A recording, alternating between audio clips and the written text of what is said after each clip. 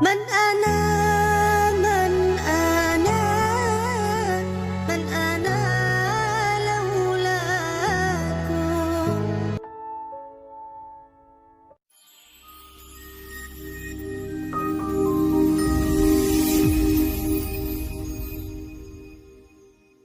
Assalamualaikum warahmatullahi wabarakatuh. Waalaikumsalam warahmatullahi wabarakatuh. Bismillahirrahmanirrahim. Alhamdulillahi rabbil alamin. Wassalatu wassalamu ala ashrafil anbiya'i wal mursalin, imamil muttaqin, sayyidil ghurril muhajjalin, sayyidina wa maulana Muhammadin wa ala alihi wa ashabihil mujahidin at-tahirin limin rahimakumullah.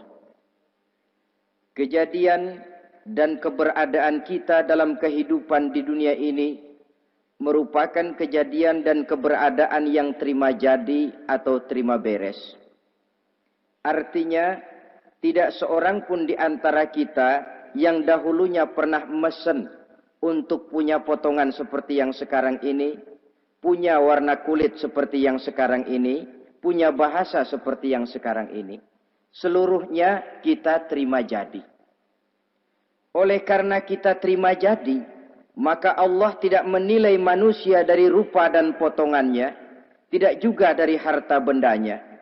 Bersabda Nabi kita, Innallaha la yanzuru ila suwarikum wa amwalikum, walakin yanzuru ila qulubikum wa a'malikum. Sesungguhnya Allah Subhanahu wa ta'ala tidak melihat potonganmu, tidak melihat harta bendamu, tetapi yang dilihat dan dinilai oleh Allah Subhanahu wa ta'ala tidak lain adalah hati dan amal perbuatanmu. Kenapa rupanya paras yang cantik tidak dijadikan penilaian utama oleh agama? Pertama, karena yang namanya cantik adalah relatif. Tergantung siapa yang memandang. Yang menurut saya cantik, menurut saudara belum tentu cantik. Dan yang menurut saudara cantik, menurut saya mungkin jelek, enggak ketulungan. Oleh karenanya, di kalangan para ahli cinta ada perbedaan pendapat. Sebenarnya cantik yang bikin orang jatuh cinta atau cinta yang menyebabkan orang jadi cantik. Dua-duanya bisa saja terjadi. Mungkin karena cantik orang lalu jatuh cinta, mungkin sudah kadong cinta biar gempor cantik juga. Tapi yang jelas cantik adalah relatif. Yang kedua, cantik itu temporer, berubah oleh pergeseran masa dan pertukaran waktu. Tidak ada orang makin ke ujung makin cantik. Sekarang dia sedang sweet 17-an, umur 17-an, of course cantik bukan alang kepala. Seluruh yang ada dalam dirinya menjadi syair di kalangan para remaja. Rambutnya katanya ikal berderai, pipinya bakpao dilayang, lalu janggutnya katanya macam lebah bergantung, alisnya macam semut beriring. Kalau dia senyum orang pada lemes. Itu sekarang 2, 30, 40 tahun yang akan datang, kalau dia senyum mungkin orang lari semua. Cantik itu temporer. Dan yang ketiga, di atas langit masih ada langit lagi. Di atas yang kita anggap cantik, rupanya masih ada yang lebih cantik lagi. Oleh karena itu, penilaian inti dari agama bukan soal potongan, bukan soal harta benda, tapi hati dan amal perbuatan. Alangkah lebih idealnya lagi kalau hati yang baik dan perbuatan yang baik berada pada rupa yang elok juga.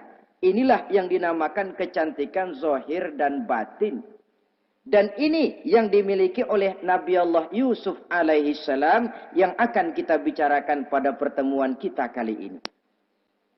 Pantas kalau pada saat kita berdiri di muka cermin, disunahkan kita membaca doa seperti yang diajarkan Nabi.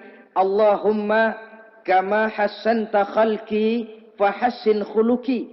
Ya Allah, sebagaimana telah engkau baguskan rupaku, baguskan juga kiranya akhlak dan budi pekertiku. Supaya kecantikan zahir diiringi dengan kecantikan batin. So apa gunanya zahir yang cantik kalau batinnya berbahaya? Itu yang orang bilang, apa guna katanya berkain batik kalau tidak dengan kebaya? Apa guna berparas cantik kalau melulu bawa bahaya?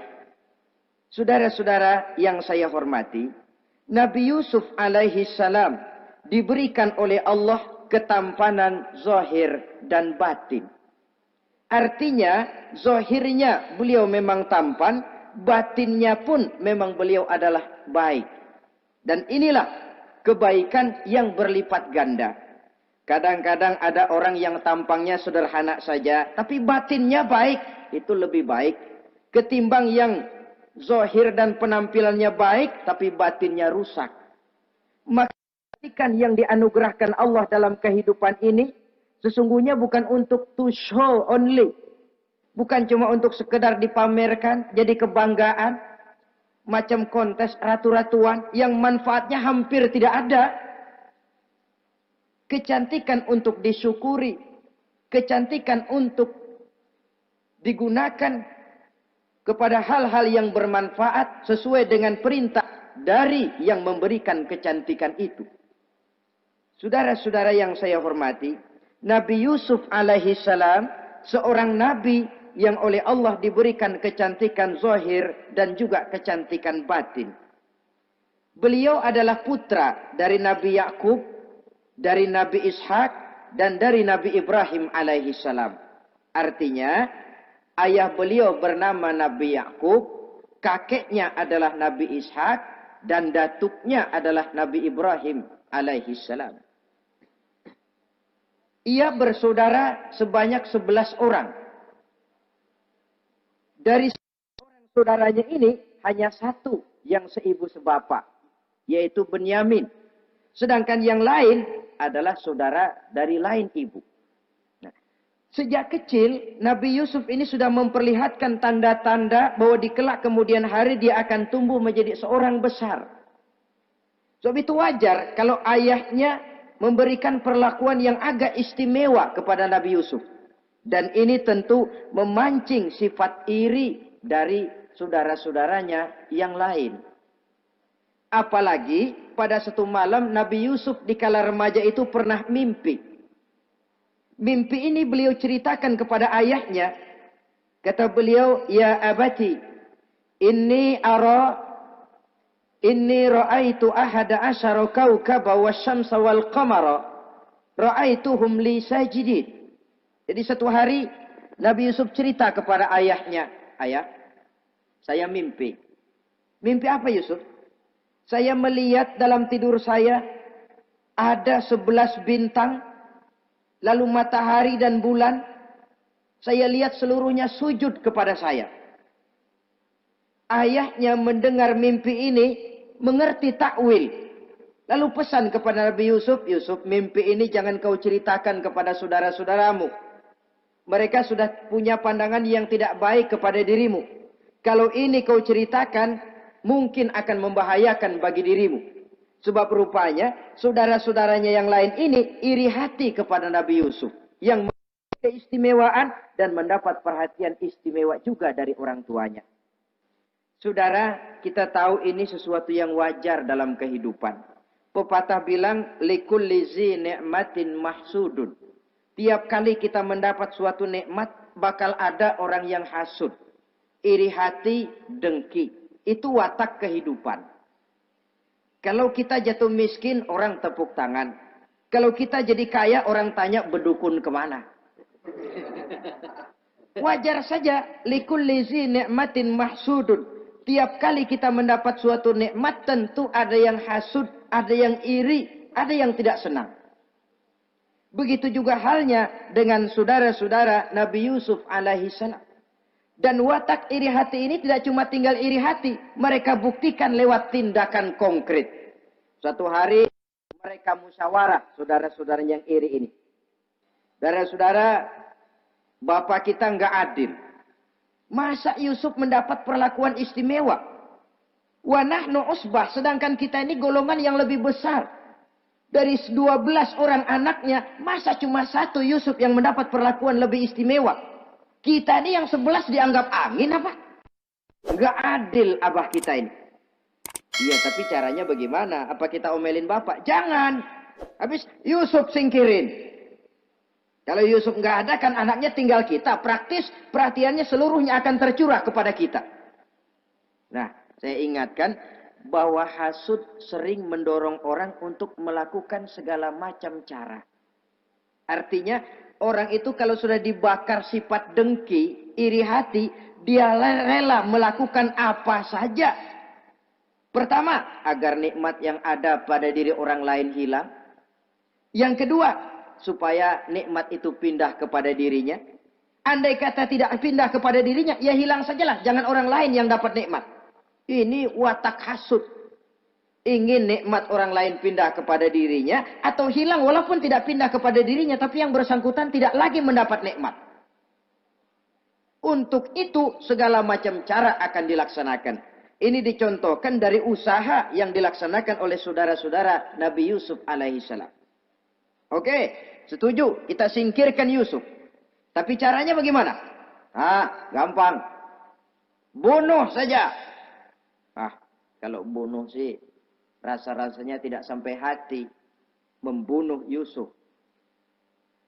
Lalu bagaimana? Kita kucilkan saja dia. Kita asingkan dari sini, kita buang jauh-jauh. Supaya dia tidak ada lagi kelihatan dalam pandangan Abah. Kalau dia sudah tidak ada dalam pandangan Abah, yang dilihat cuma kita dan seluruh kasih sayangnya akan tercurah kepada kita semua. Nah, setujulah kalau itu. Caranya nanti kita atur belakangan. Jadi satu hari permisilah saudara-saudaranya ini kepada Nabi Yakub. Abah, kami permisi mau pergi main-main dan Yusuf akan kami ajak. Kata Nabi Yakub, saya khawatir. Nabi Yakub sudah melihat gelagat yang tidak baik. Sudah ada semacam firasat. Saya khawatir kalau Yusuf kau bawa, nanti dia akan kena celaka. Atau dimakan oleh serigala, sedangkan kamu nanti akan lalai.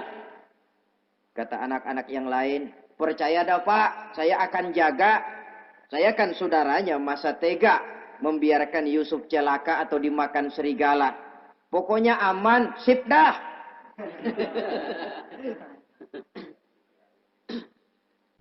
Akhirnya Nabi Yakub mengizinkan. Pergilah 12 bersaudara ini pergi bermain-main. Mula-mula berkejar-kejaran, Yusuf ikut main kejar-kejaran. Lantas buka baju, Yusuf ikut buka baju.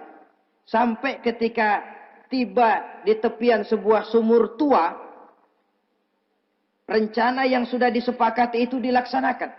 Nabi Yusuf diangkat beramai-ramai, digotong, lalu dimasukkan, diceburkan ke dalam sumur mati itu.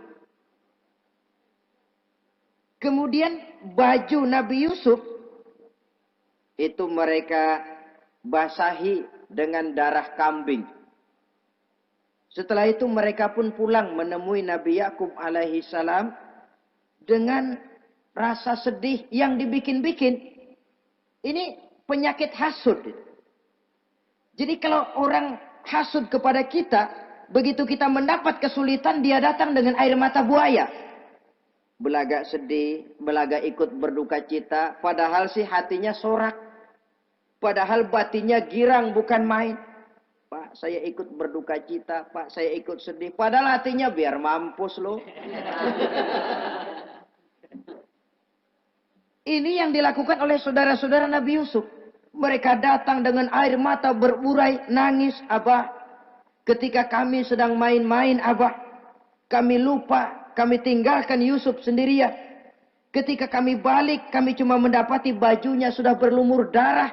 Barangkali saudara kami Yusuf dimakan oleh serigala. Nabi Yakub tercenung.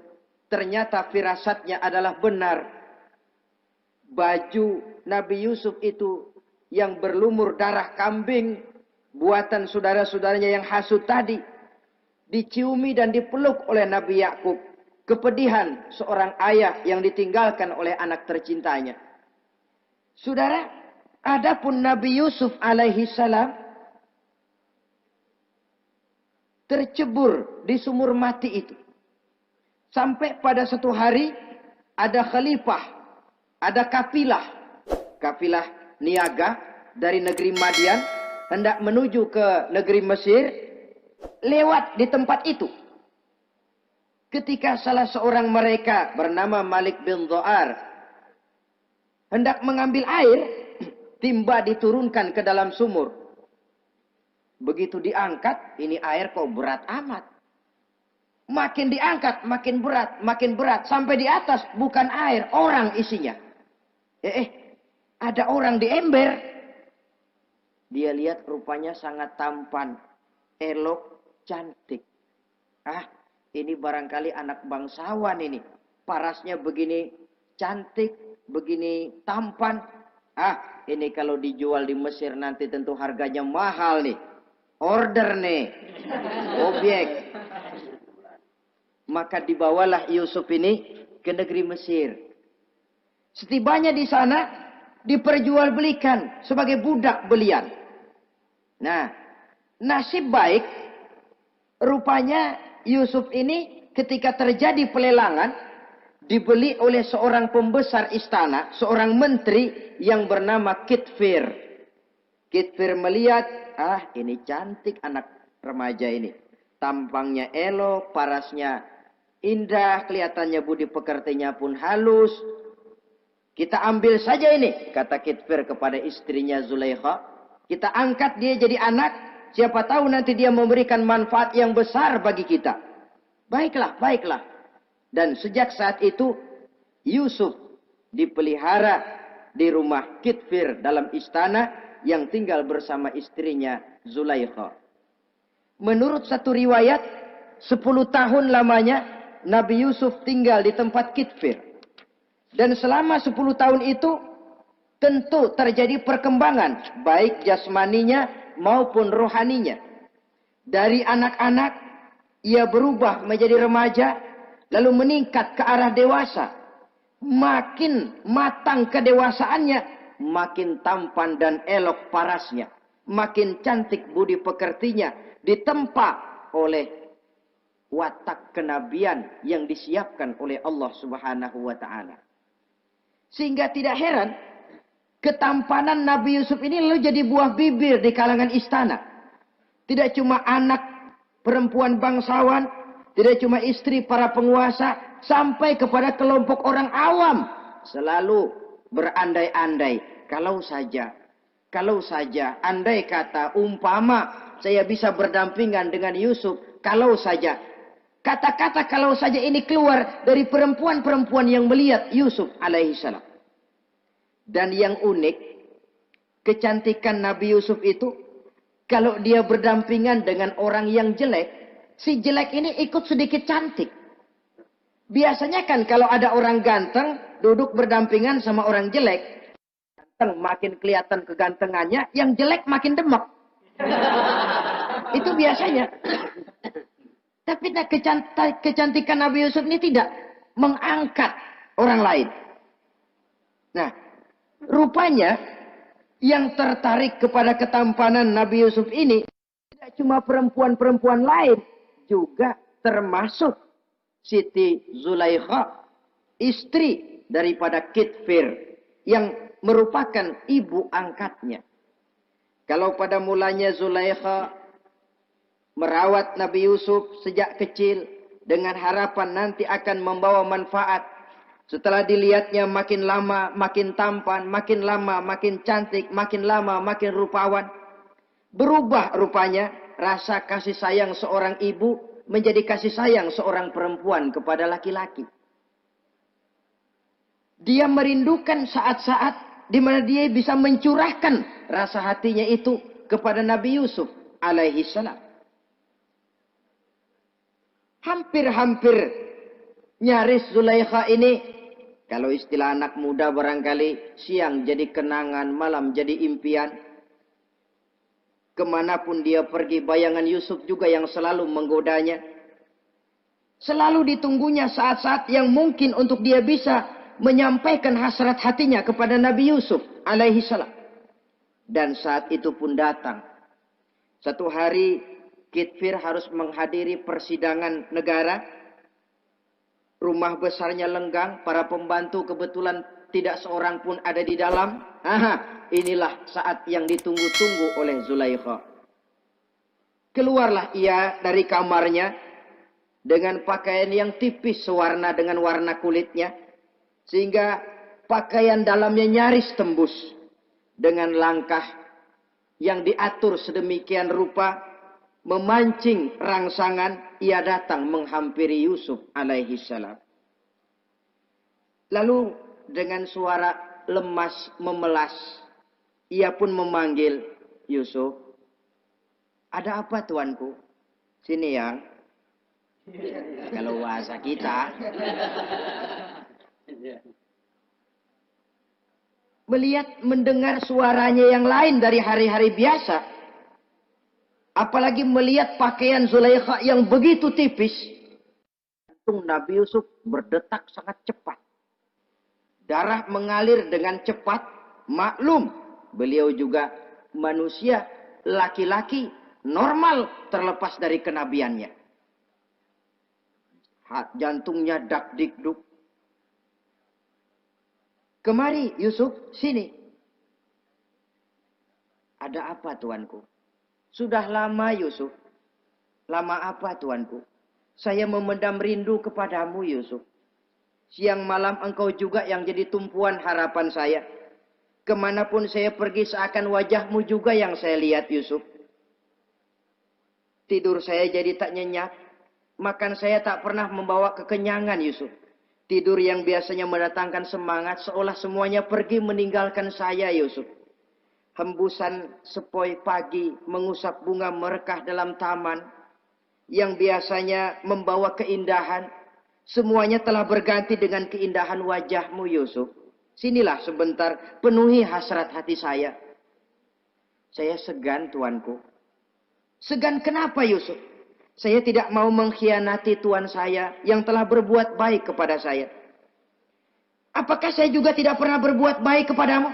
Benar, tuan juga berbuat baik kepada saya. Tapi pantang saya mengkhianati majikan saya. Yusuf, sekarang kesempatan yang baik. Kitfir, suami saya, sedang menghadiri persidangan penting di negara, di istana. Dan rasanya akan lama dia baru kembali. Sementara para pembantu kita tidak ada di sini. Saya malu tuanku, saya segan. Malu kepada siapa? Tidak ada yang tahu, tidak ada yang lihat. Allah. Saya takut, saya malu kepada Allah tuanku. Padahal kalau menurut ukuran hati, Quran menjelaskan walaqad hammat bihi wa hamma biha. Sebenarnya Zulaikha cinta kepada Yusuf, Yusuf pun senang kepada Zulaikha. Iblis sibuk bukan main memasang jerat, pasang besi berani biar pada nyetrum.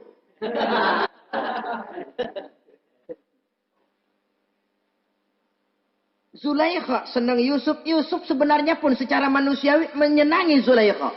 Walaula an ra'a burhana rabbih. Tapi Yusuf ketika itu melihat larangan Allah, peringatan Allah. Seolah-olah dia lihat Allah mengatakan, Yusuf, ini letter S. Dilarang parkir di sini. Menurut satu riwayat, Nabi Yusuf melihat ayahnya, Nabi Yakub, melambai-lambaikan tangan menyetop. Seolah-olah melarang dia meneruskan langkahnya. Riwayat lain menjelaskan, seolah-olah Nabi Yusuf dibisiki oleh malaikat Jibril. Yusuf, kalau kamu kalah sekarang, kamu sama saja gajah kemasukan semut di kupingnya terus mati. Tapi kalau kamu menang, kamu adalah gajah yang tidak terkalahkan. Ada semut mati oleh, ada gajah mati oleh semut. Alangkah memalukan. Binatang yang begitu besar jatuh hanya oleh binatang yang begitu kecil. Artinya apa? Kau akan jadi orang besar Yusuf. Apakah harus gagal dan jatuh cuma karena bujuk rayu seorang perempuan macam ini? Satu riwayat menjelaskan semacam itu.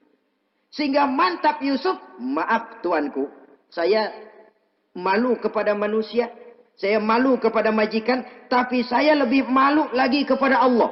Saat ini majikan tidak tahu, orang seorang pun tidak ada yang lihat, tapi Allah pasti lihat. Itu yang saya malu. Ah Yusuf, jangan sok kalem. mumpung situasi mengizinkan, mubazir nih. Zulaikha pun berangkat pergi ke tempat pembaringan, ke tempat tidur. Lalu dengan pose yang merangsang, aduhai, melambai-lambaikan tangannya, hai talak, Yusuf sini, Yusuf kemari. Nabi Yusuf dipelihara oleh Allah. Ketika Nabi Yusuf tetap menampakkan keengganannya, Zulaikha jadi berang. Ya namanya istri pembesar, ditolak oleh anak muda yang menurut penilaian dia nggak ada apa-apanya. Lu kan kecemplung di sumur, gua pungutin. Cuma sekedar segini aja nggak mau nurutin. Kebangetan amat. Bukan Zulaikha kalau nggak nekat. Dia bangun dari pembaringannya. Gemes. Dia hampiri Yusuf. Kalau cara kita diunyeng Yusuf itu. Dipaksa. Nabi Yusuf berlari ke arah pintu. Ditarik bajunya dari belakang oleh Zulaikha. Sobek belakang bajunya ini. Begitu baju sobek. Pintu terbuka. Kitfir suami Zulaikha datang. Orang Arab bilang yumsak mablul. Ketangkep basah. Ketangkep basah. Merah padam muka Zulaikha. Sementara Kitfir pun matanya merah. Tapi Nabi Yusuf tenang-tenang saja. Ya wong nggak salah. Tenang-tenang saja Nabi Yusuf. Bukan tenang karena pengalaman. Tenang karena memang tidak berbuat yang negatif. Kadang-kadang ada juga yang tenang tapi pengalaman. Oh buaya itu. Kita ketahuan kepentok, ketangkep hansip, anteng aja. Itu bukan nggak salah, badak. Nabi Yusuf tenang karena memang tidak berbuat salah apapun. Nabi Yusuf tenang karena yakin dirinya benar. Sehingga mantap menghadapi kedatangan Kitfir yang sangat tiba-tiba itu. Adapun Zulaikha ketika melihat suaminya berdiri di muka pintu, cepat-cepat dia berubah siasat. Inilah salah satu kelihayan makhluk bernama perempuan. Dia pandai bersalin rupa, dia pandai bermain minyak di atas air. Melihat suaminya datang, roman mukanya pun menjadi sedih. Air mata berurai membasahi pipi. Papa, katanya. Apa balasan bagi orang yang mau menistakan istri papa? Maksudmu apa, Zulaikha? Yusuf gile. Dia mencari kesempatan dalam kesempitan. Dia mau menodai kehormatan saya. Dia hendak memperkosa saya. Kata Nabi Yusuf, bukan saya, Tuan. Saya enggak. Yang benar Yusuf, enggak. Zulaikha yang memaksa saya. Betul Zulaikha, tidak. Yusuf yang memaksa saya. Sampai akhirnya salah seorang dari isi rumah itu memberikan jalan keluar. Tuan Kitfir, begini saja. Sulit memang untuk dilacak kebenarannya. Cuma periksa saja baju Yusuf. Kalau bajunya sobek di belakang, Yusuf benar. Zulaikha salah. Kalau baju Yusuf sobeknya di depan, Zulaikha yang benar. Yusuf yang salah. Nah, apa artinya itu? Kalau bajunya sobek di belakang kan artinya Yusuf kabur ditarik dari belakang. Tapi kalau bajunya sobek di depan, itu artinya Zulaikha nyakar-nyakarin baju Yusuf dari depan. Lihat saja. Pokoknya kalau bajunya sobek di belakang, Yusuf benar, Zulaikha salah. Kalau baju Yusuf sobek di depan, Yusuf salah, Zulaikha benar. Ketika diperiksa, dicek bajunya, betul sobek di belakang. Artinya Yusuf benar, Zulaikha yang salah. Kata Kitfir, Zulaikha, jelas sudah bagaimana kejadian yang sebenarnya. Oleh karena itu, bertaubatlah kamu kepada Allah. Dan kau Yusuf, jangan ceritakan peristiwa aib ini kepada siapapun. Untuk menjaga nama baik kita bersama. Baik Tuan. Saudara-saudara kaum muslimin yang saya hormati. Tapi ya bagaimana? Serapi-rapinya menyimpan barang busuk, toh akhirnya tercium juga. Gosip ini akhirnya tersiar di mana-mana, terutama di kalangan para pembesar. Sehingga kalau kumpul para istri pejabat, Zulaikha jadi bahan gunjingan. Kan main bini menteri demen sama budaknya. Nggak salah apa tuh? Jadi bahan ejekan. Ya sebab tentu ukuran mereka yang belum pernah ngelihat Yusuf, kalau duren ketemu duren dong. Masa duren ketemu ketimun ya bonyok. Artinya nggak seimbang. Masa istri bangsawan tergila-gila sama anak angkatnya, sama budak beliannya, nggak masuk rasio itu. Zulaikha dengar berita macam itu. Sampai dalam hatinya, pantas saja kamu ngenyek saya. Kamu meremehkan saya karena kamu belum pernah lihat potongan Yusuf bagaimana. Akhirnya dalam hati Siti Zulaikha ini timbul semacam dendam. Suatu saat gua kerjain lo. Caranya gimana? Satu hari para istri bangsawan ini diundang ke tempat Siti Zulaikha. Duduk di satu ruangan luas. Setelah duduk dihidangkan makanan. Makanannya aneh. Cuma buah sama pisau. Ketika buah dan pisau sudah siap, satu orang satu. Ketika mereka sedang mengupas itu, Zulaikha berkata kepada Nabi Yusuf, Yusuf, kau jalan dari sini ke sana, melintas. Kayak peragawati gitu. Untuk apa Tuhan? Pokoknya jalan aja dah. Nabi Yusuf jalan. Sejak beliau melangkah ke ruangan itu, semua mata perempuan-perempuan bangsawan yang lagi ngupas buah, semuanya tertuju kepada Yusuf. Ada yang matanya emang buluk, makin buluk. Ada yang ngeliatin campur mulutnya menganga. Apa kata mereka? Falamma ra'ainahu akbarnahu wa qatta'na aydiyahunna wa qulna hasya lillah ma hadza bashar in hadza illa malakun karim. Falamma ra'ainahu, ketika perempuan-perempuan itu melihat Yusuf, akbarnahu, mereka agungkan Yusuf. Wa qulna hasya lillah, mereka bilang, ini sih bukan orang nih. Ini malaikat nih. Bukan orang. Nah, orang segini cakepnya. Artinya belum pernah mereka lihat paras yang secantik dan setampan itu. Akibatnya apa? Nggak berasa mau motong buah keiris tangan. Rata-rata perempuan yang ada di situ tangannya pada luka. Kenapa? Mau motong buah, mata kemana, mulut kemana, tangan kepotong. Melihat itu semua, Zulaikha puas. Nah, kamu baru melihat sekejap. Bagaimana saya yang siang malam melihat Yusuf? Bagaimana saya yang tiap saat hidup bersamanya? Bagaimana saya nggak merindukan dia? Ente yang baru pernah ngelihat sekelebatan udah motong tangan. Saya yang tiap hari sama-sama dia nggak celeng juga udah pantas. Saudara-saudara kaum muslimin yang saya hormati. Akhirnya untuk menjaga nama baik keseluruhannya, Nabi Yusuf pun mengalah. Karena berita ini sudah tersiar, Yusuf dipojokkan, tidak cuma sekedar dipojokkan, beliau dimasukkan ke dalam penjara. Tapi apa kata beliau? Rabbis sijnu ahabbu ilayya mimma yad'unani ilaih. Ya Allah, kalau memang karena resiko penolakan saya terhadap ajakan Zulaikha menyebabkan saya harus masuk penjara, penjara lebih saya sukai, penjara lebih saya cintai ketimbang ikut kemauan Zulaikha.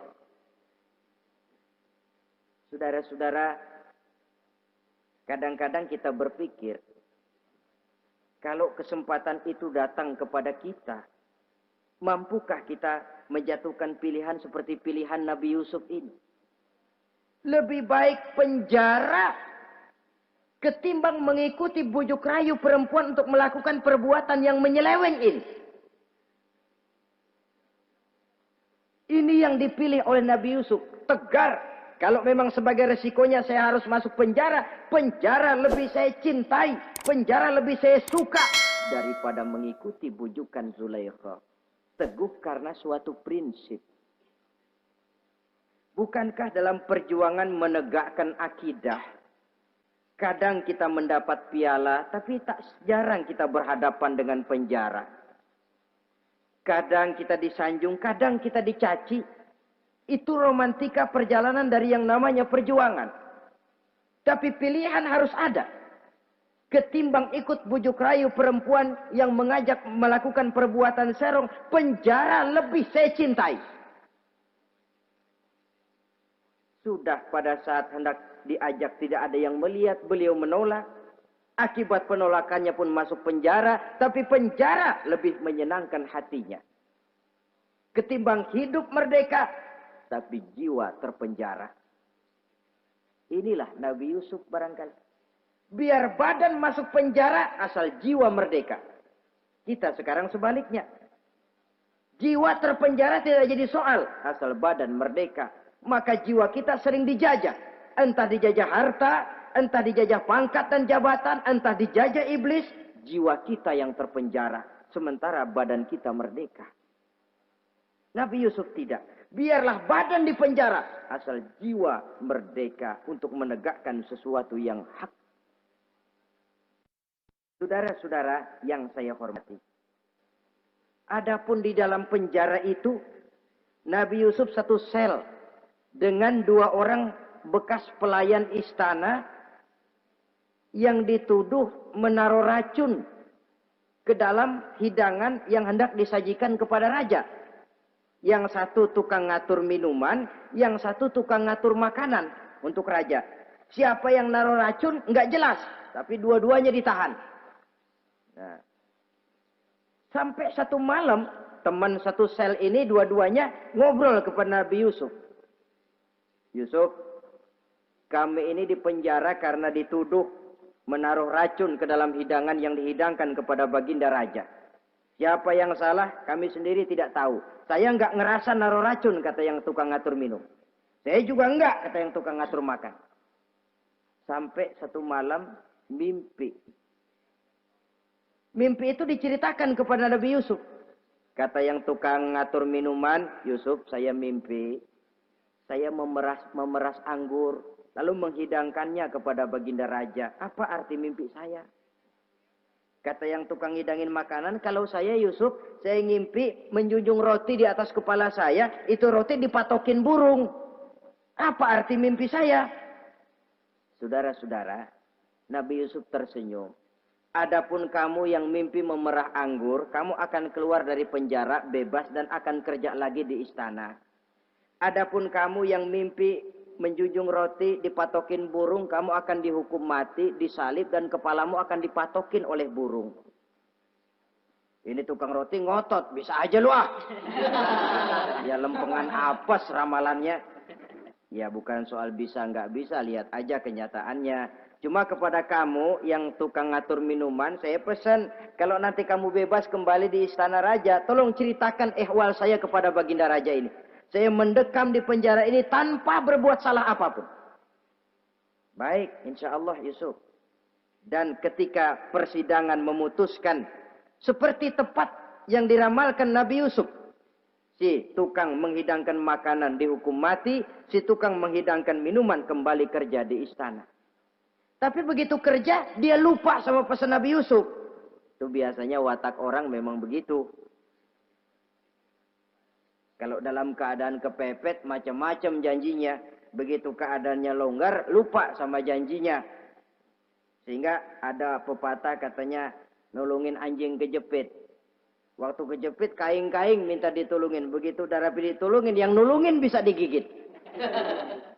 Saudara hadirin yang saya hormati, sampai bertahun-tahun Nabi Yusuf mendekam dalam penjara. Tapi itulah yang menambah kedewasaannya. Maka orang beriman ya, yang mantap nilai imannya, tempat tidak jadi soal. Kadang-kadang dia merasakan penjara lebih indah dari alam terbuka. Banyak orang-orang beriman yang justru di penjara menghasilkan karya-karya besar. Kita tahu misalnya almarhum Hamka Justru di penjara bisa menyelesaikan tafsir Al-Azharnya. Salah satu karya besar pujangga terkemuka ini.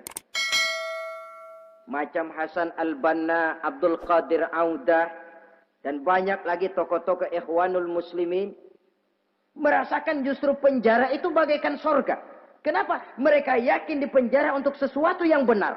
Maka tempat tidak pernah jadi masalah. Kalau jiwa merdeka puluhan tahun mendekam di penjara, tidak akan merupakan satu rasa yang lama. Kenapa? Jiwa tidak bisa dibatasi oleh ruangan 2 kali 3 meter. Jiwa yang merdeka tidak bisa dibatasi dengan teralis besi. Jiwa yang merdeka tidak bisa dibatasi dengan dinding tembok yang tebal.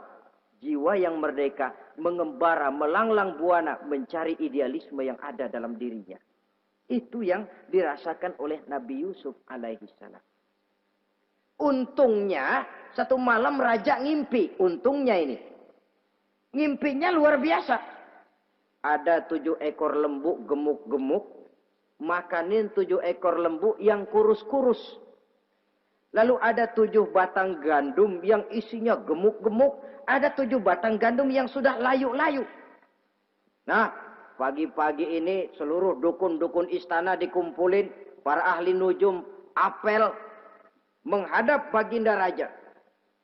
Nujum, dukun, ada apa Tuan Raja? Tadi malam saya ngimpi.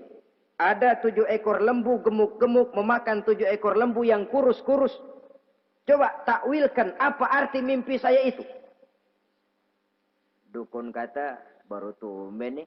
Aku dengar mimpi begini. Kata Nujum ditanya Nujum godek. Ah, Tuan Raja itu mah kembang tidur aja kali ah. Tidak seorang pun yang mampu mentakwilkan arti mimpi baginda. Sampai tukang minuman dengar lapor. Tuan Raja, ada apa, Mas? Saya waktu di penjara, ada seorang anak muda namanya Yusuf. Dia mentakwilkan mimpi saya dan pas seperti takwilnya. Ah, panggil Yusuf. Dipanggil Yusuf. Dibukain pintu penjara, masuk tukang anggur, tukang minuman ini. Yusuf, ente, iya. Kemana aja? Itu dia Yusuf, kelupaan. Iya, kalau kelupaan sehari 2 hari barangkali bisa ditolerir. Kelupaan bisa tahunan.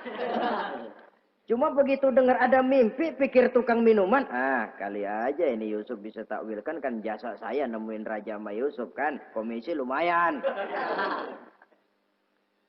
Begini Yusuf, baginda raja mimpi begini-begini. Barangkali kau bisa takwilkan, kau dipanggil menghadap Tuan Raja. Berangkatlah Yusuf menghadap Tuan Raja. Sesampainya di sana, mohon maaf Tuan Raja.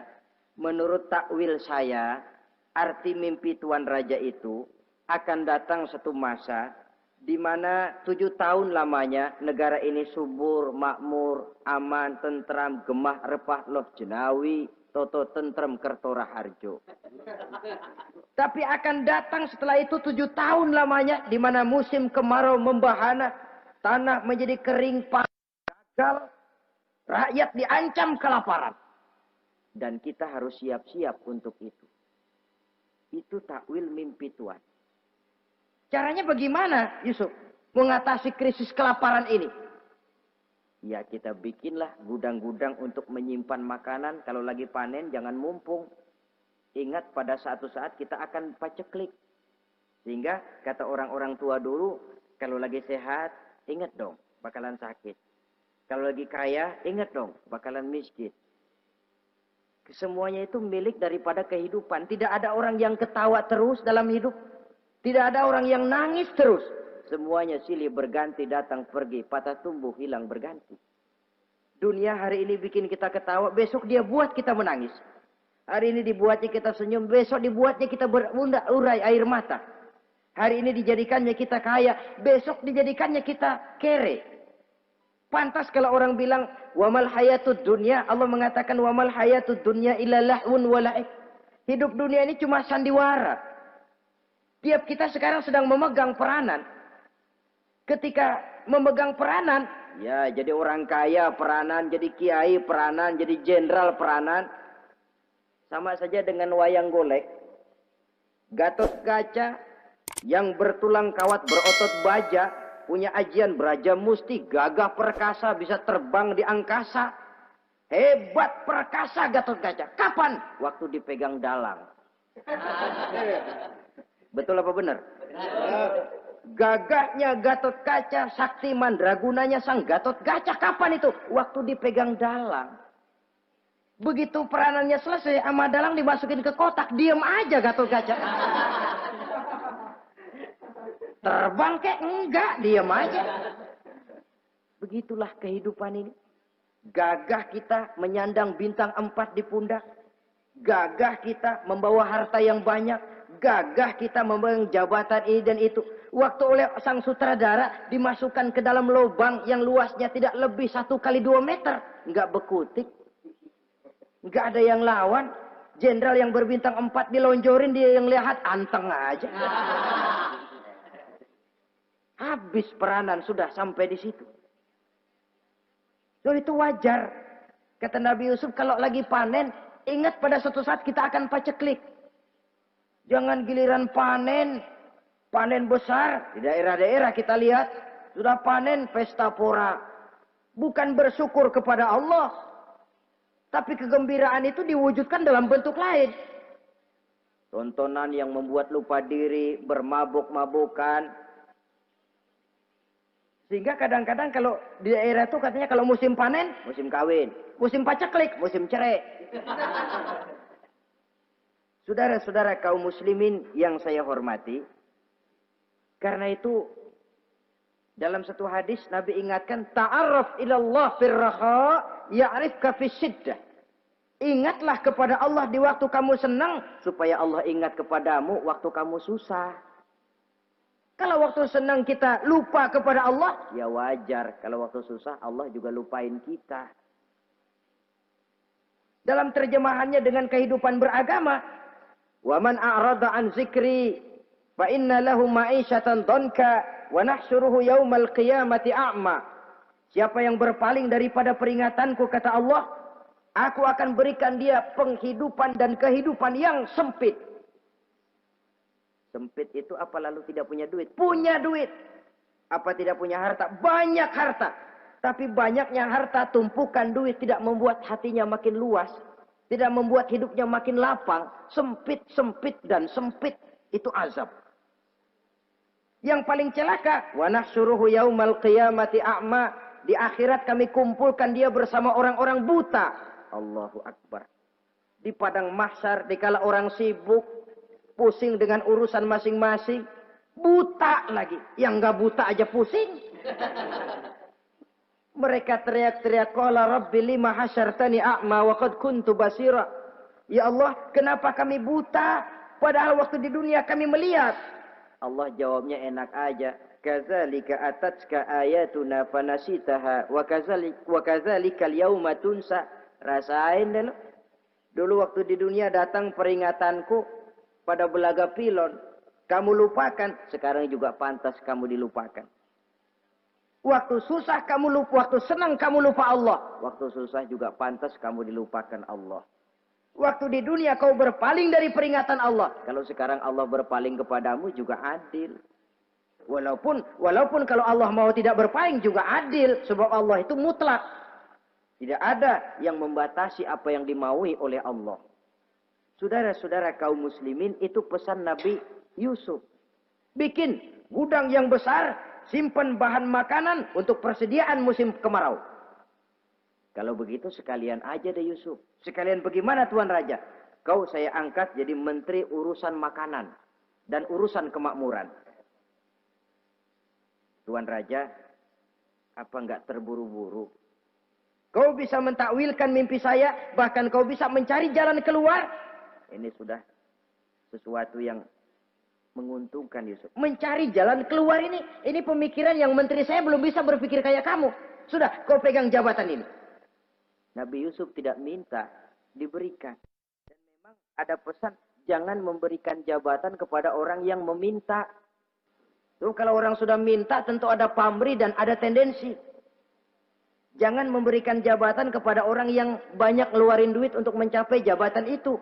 Sebab apa? Kalau orang mendapat satu jabatan karena banyak ngeluarin duit, maka pekerjaan pertama yang akan dilakukan setelah mencapai jabatan itu ialah dia akan berpikir bagaimana caranya biar modal gua pulang. Orang jadi gubernur, jadi menteri karena banyak ngeluarin duit, belum dia sempat kerja buat kepentingan rakyatnya, dia lebih dulu akan berpikir bagaimana duit yang saya keluarin supaya pulang. Sisanya kalau ada, barulah untuk kepentingan rakyat, itu pun kalau keburu. Saudara-saudara yang saya hormati, Nabi Yusuf tidak pernah minta jabatan. Raja memberikan jabatan itu. Dan tepat seperti takwil beliau, musim kemarau datang, rakyat dilanda kelaparan, lalu berbondong-bondong ke istana mencari bahan makanan. Yusuf langsung mendrop bahan makanan ini. Alhasil saudara-saudara, bahaya kelaparan ini sampai juga ke daerah tempat di mana Nabi Yakub tinggal. Lalu beliau utus anak-anaknya. Saya dengar di negeri Mesir ada seorang menteri muda yang tampan dan baik hati. Pergilah kau ke sana dan mintalah makanan darinya. Berangkatlah mereka ini. Saudara-saudara, Nabi Yusuf lihat, ini saudara-saudara saya ini yang dulu nyeburin saya ke sumur. Sekarang pada antri minta jatah makanan. Kalau kita lagi di atas ngelihat orang di bawah kan enak. Yang bawah kelagapan. Kayak orang sedang berkuasa, namanya lagi berkuasa, ngomong apa juga benar. Orang kalau lagi berkuasa kentut bagus masih. Tapi kalau sudah jatuh, jangankan apalagi buang angin, batuk aja diomelin. Miskin batuk melulu lah. Di atas itu, posisi di atas gampang buat mob. Andai kata Nabi Yusuf waktu itu mau menteror, membalas saudara-saudaranya, kesempatan emas. Tapi memang hatinya, hati yang mulia, jiwanya jiwa yang besar. Diberinya saudara-saudaranya itu makanan. Tapi dia tidak memperkenalkan diri dan saudaranya pun tidak mengenali kalau itu Yusuf. Kalau kita kan yang enak. Ingat nggak dulu? Saya diceburin ke sumur. Sekarang gantian ya. Ayo baris lo, gue ceburin atu-atu. Nabi Yusuf tidak. Diberinya saudaranya makanan. Lalu pesan. Lain kali kalau kemari lagi mau mengambil makanan, saudaramu yang namanya Benyamin bawa ke sini. Tanpa dia saya nggak mau ngasih makanan lagi. Ya sudah, pulang saudara-saudaranya ini lapor kepada Nabi Yakub. Abah, itu menteri pesan kalau kamu yang mau ngambil makanan lagi Benyamin harus dibawa. Kalau nggak dibawa kami nggak akan dikasih makanan.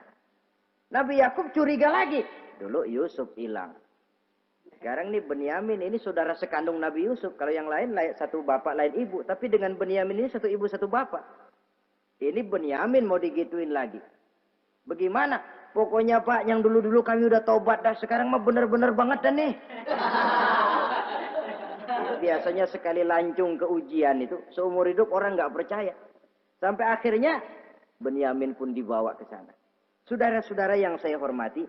Terjadilah pertemuan Yusuf dengan Benyamin. Dan akhirnya saudara-saudaranya ini dijelaskan siapa menteri itu sebenarnya. Diminta menjemput Nabi Yakub. Bertemulah Nabi Yusuf dengan ayahnya Nabi Yakub alaihissalam. Adapun Kitfir sudah lama meninggal. Zulaikha pun sudah menjadi janda. Namun dalam jandanya dia tetap merindukan Yusuf siang dan malam. Didambakannya kapan saat pertemuan akan terjadi. Sampai ketika satu hari didengarnya Yusuf akan meninjau satu daerah, dia sudah diri paling depan. Ketika Yusuf lewat, dia nyindir dengan katanya, Maha suci Allah yang memuliakan orang yang takwa dan menghinakan orang yang berdosa. Merasa ada sindiran, Yusuf nengok. Zulaikha kan? Iya Yusuf. Kitfir bagaimana? Sudah meninggal. Lalu keperluanmu apa sekarang? Saya cuma memerlukan engkau Yusuf. Saudara-saudara, Nabi Yusuf akhirnya kawin dengan Zulaikha yang cantik, menawan.